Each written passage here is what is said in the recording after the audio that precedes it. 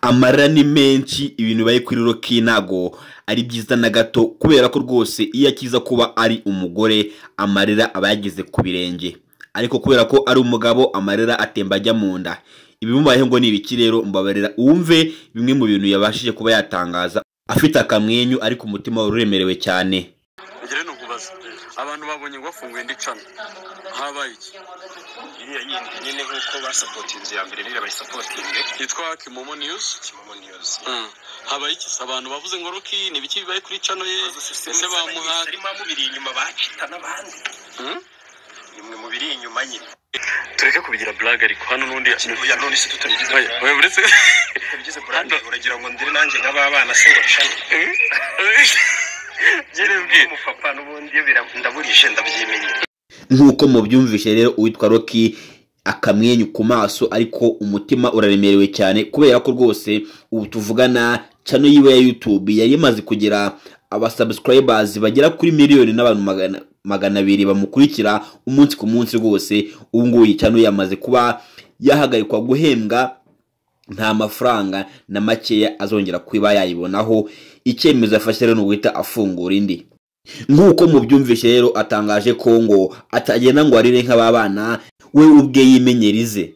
Uyu ni Rocky wo mu minsi yashize wari umeze neza, umusore wari ufite amafaranga menshi, ari nako ayinjiza umunsi ku munsi, ari nako ayaryohamo, kuko Rocky rwose ni umuntu ukunda ikijyanye n'ifoto, kubera ko Rocky ni umuntu wakundaga kuba yatembera ibihugu bitandukanye, agenda mu Rwanda, mu bindi bihugu akagaruka, akagenda ahantu nyine hahenze hano mu mujyi wa Kigali, nyine akenjoyinga akarya amafaranga yiwe.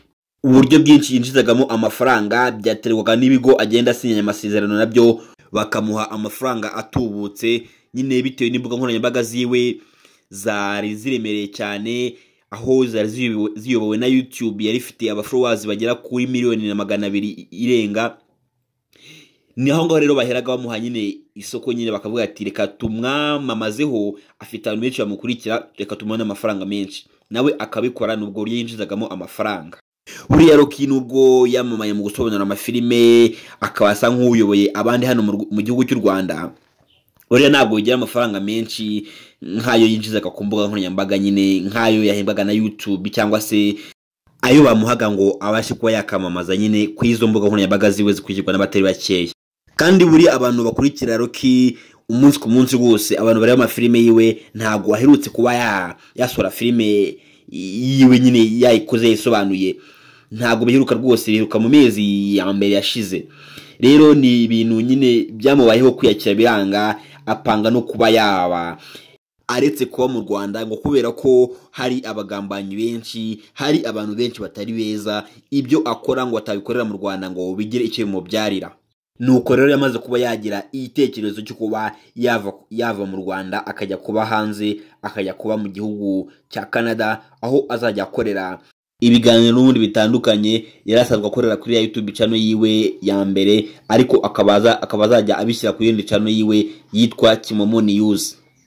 Uyu ni Rocky cyangwa se Kimomo cyangwa se Kirabiranya, ufite amazina menshi, yamamaye cyane mu kwamamaza amafilime.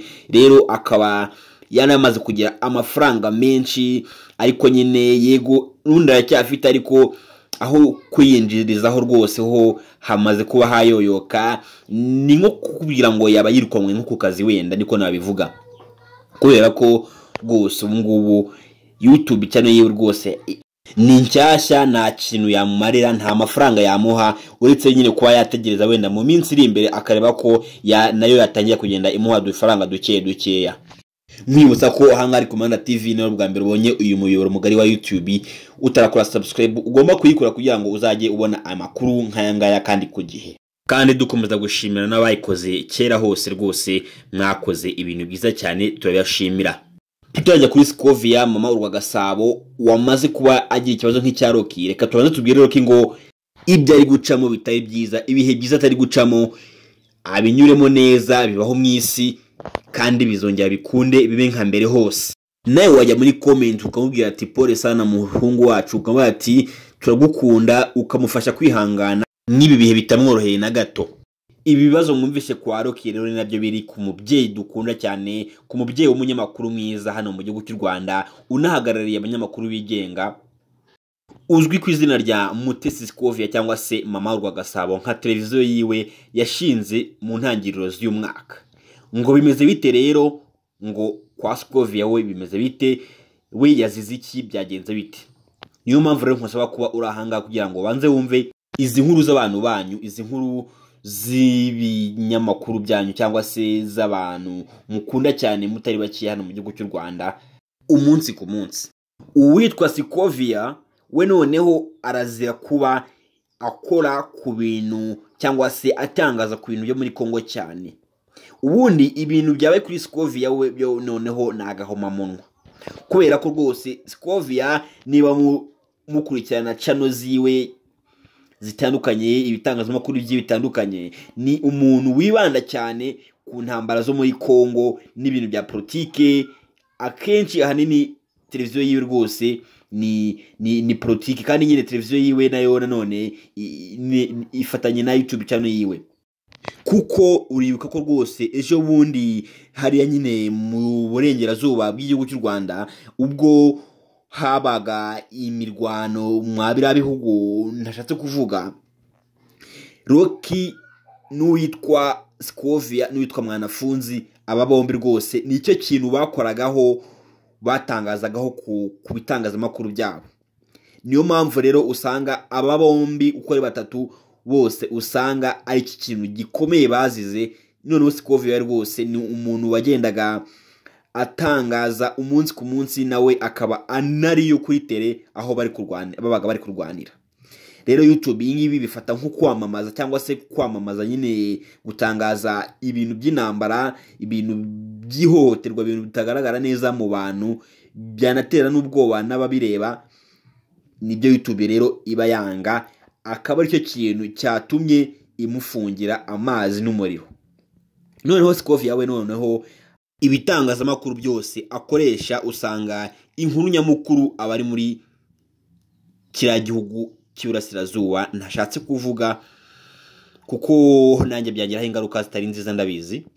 Ariko nyine Scovia wenda nk'umuntu ufite audience nini, ufite abantu benshi bamukurikira, nawe aragira icyo abikoraho, kuko urumva ko ikibazo kibe nawe kimeze nk'icya Rocky n'icya Mwanafunzi, nawe we niwe byahereyeho.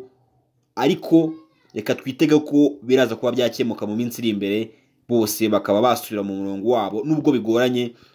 Uwitwa Scovia we kuba yamara iminsi itari no ku mwaka ashinze televiziyo cyangwa se afunguye televiziyo nyine Mama Rwagasabo, ariko mu mezi 9 yonyine ikibitangiye kubona ibisa nk'ibihano cyangwa se ikajya yibona ijya ku rutonde rw'inyamakuru bikora ibintu bitemewe, ni ibintu biteye ubwoba, biteye n'agahinda. Nk'amafaranga yashuyemo atari yanagaruka, atari yafata izina rikomeye cyane nk'umuntu ufite televiziyo, ni ibintu bitaba ari byiza kuri we pe. Reka nawe tumwihanganishe, arabicamo neza, kandi n'uwitwa Rocky nawe yihangane, bibaho. Reka tumitege mu minsi iri imbere azongera amere neza. Ndabakunda cyane rero, ahangana ku Mara TV, ni utarakora subscribe yikore. Ngiye mwabanaga ni Christophe, ndabakunda cyane, murakoze.